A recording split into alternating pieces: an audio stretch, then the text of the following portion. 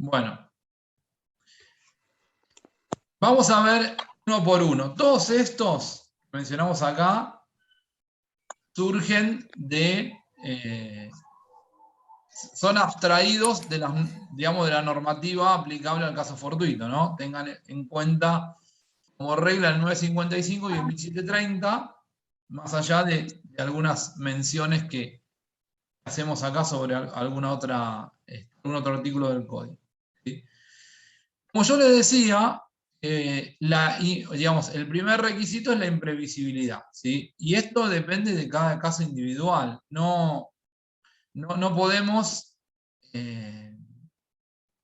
articular una premisa aplicable a cualquier hipótesis.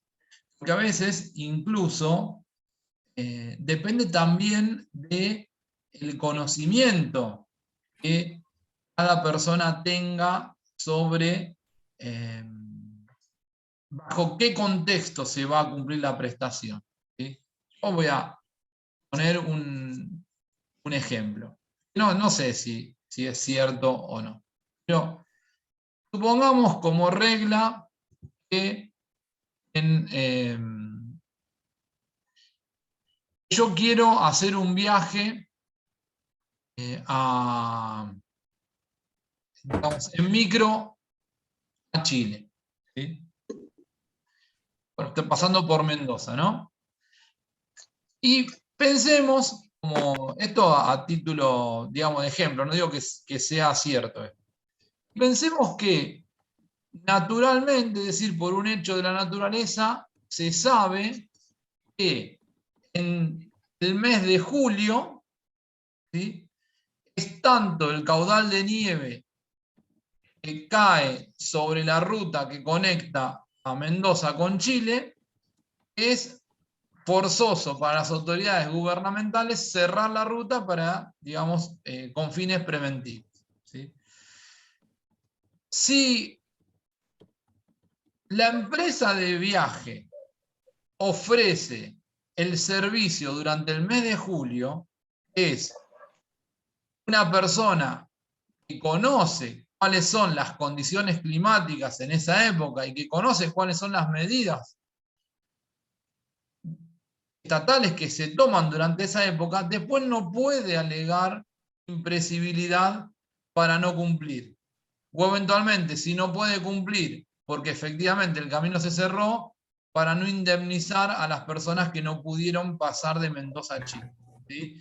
Porque las propias condiciones de la actividad que realiza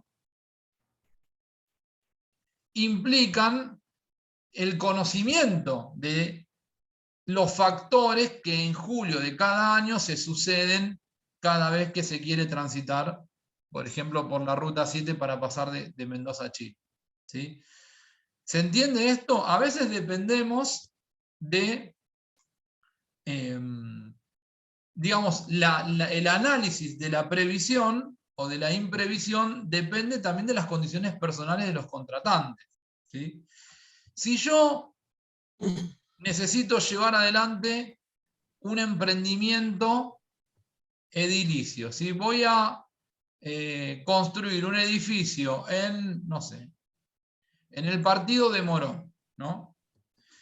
Entonces le encomiendo la aprobación de los planos a un agrimensor de la zona y le digo, mira, yo necesito que los planos estén aprobados en 6 meses porque voy a firmar boletos de compraventa con compradores a los que les voy a ofrecer la entrega y escrituración de las unidades en el plazo de un año. ¿Sí? Y es conocido para todos los profesionales que tramitan planos en el partido de Morón que ningún plano, esto es una hipótesis, no digo que sea cierto, que ningún plano es aprobado por el municipio en un tiempo menor al año y medio.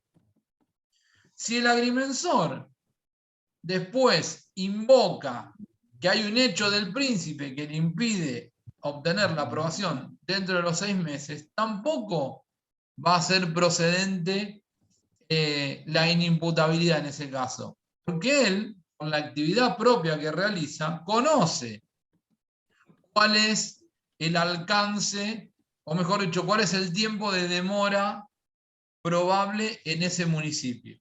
¿Sí? Si a mí una persona me viene y me dice, mira, falleció mi papá tenía una casa, que ahora yo decidí venderla, conseguí un comprador, y el comprador me dice que la compra, pero que es requisito para que la compre escriturar en el plazo de 3 meses. ¿Vos podés tramitar el sucesorio de mi papá y tener todo en condiciones para que dentro de 3 meses yo pueda escriturar? Yo le digo que sí. Cuando, por ejemplo, sabemos que en Capital Federal un proceso sucesorio lleva estimativamente 6 meses como mínimo. Bueno, yo después no puedo alegar que el juzgado no cumplió con los plazos legales correspondientes y que eso constituyó una fuerza mayor que me impidió a mí como abogado entregar el sucesorio concluido en el plazo de 3 meses. ¿Se entiende? Entonces, hay hechos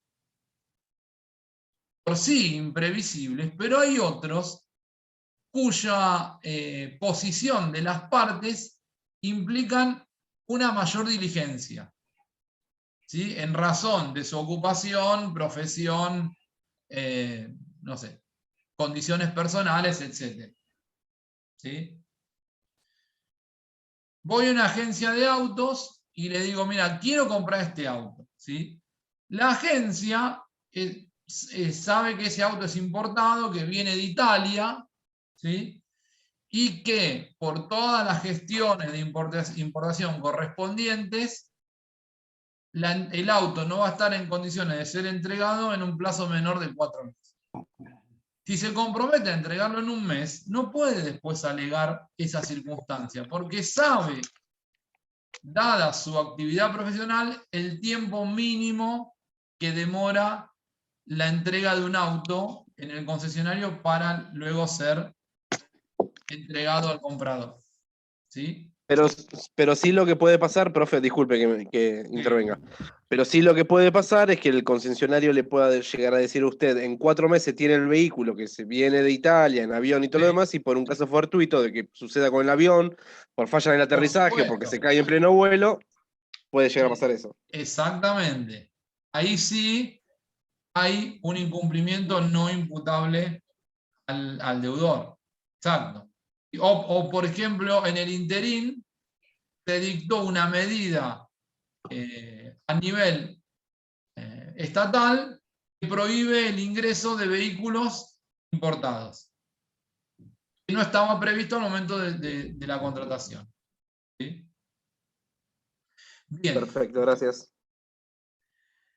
Bueno, esto de alguna manera sirve para explicar la imprevisibilidad e inevitabilidad. ¿Sí? Otro de los requisitos del caso fortuito es la actualidad, es decir, el caso fortuito debe suceder cuando se va a cumplir la prestación, cuando se va a cumplir con la obligación. ¿Sí? Una cosa, vamos a volver a la pandemia si quieren, una cosa es que yo había previsto entregar determinada mercadería sin tener en cuenta que después, unos días después, iban a dictarse medidas sanitarias que impedían, digamos, la libre circulación de una provincia a otra, y otra es que ya en plena pandemia yo me obligue a llevar determinada mercadería, sabiendo cuál es el riesgo latente. ¿Sí? Ya ahí no hay actualidad, porque el caso fortuito no es algo que no conocemos.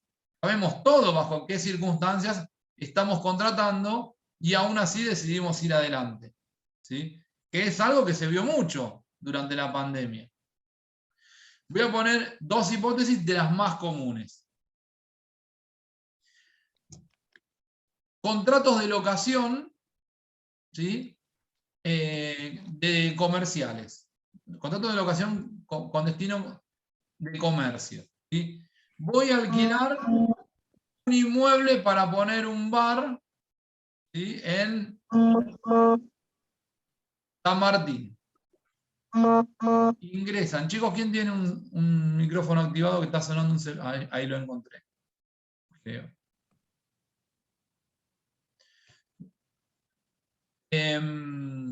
Resulta que después vino la pandemia, vino la imposibilidad de circular, la imposibilidad de salir, el bar forzosamente tiene que cerrar sus puertas porque no puede prestar el servicio. ¿Sí? Ahora, distinto es si en plena pandemia yo decido arrendar un inmueble para darle el destino de bar.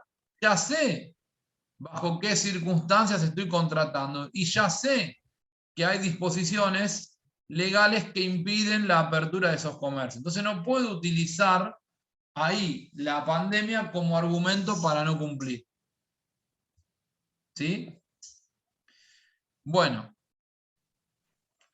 ajeneidad es otro de los requisitos, es decir, la ocurrencia del caso fortuito debe ser ajena, ¿sí?, a una decisión o conducta del deudor.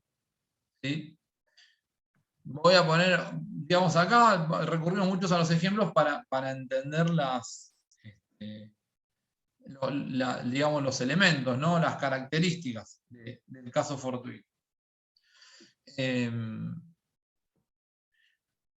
Si yo me comprometí a llevar determinado producto de Uruguay, hacia Argentina, y uno de los requisitos que impone el Estado argentino para ingresar al país es la exhibición de un seguro de responsabilidad civil.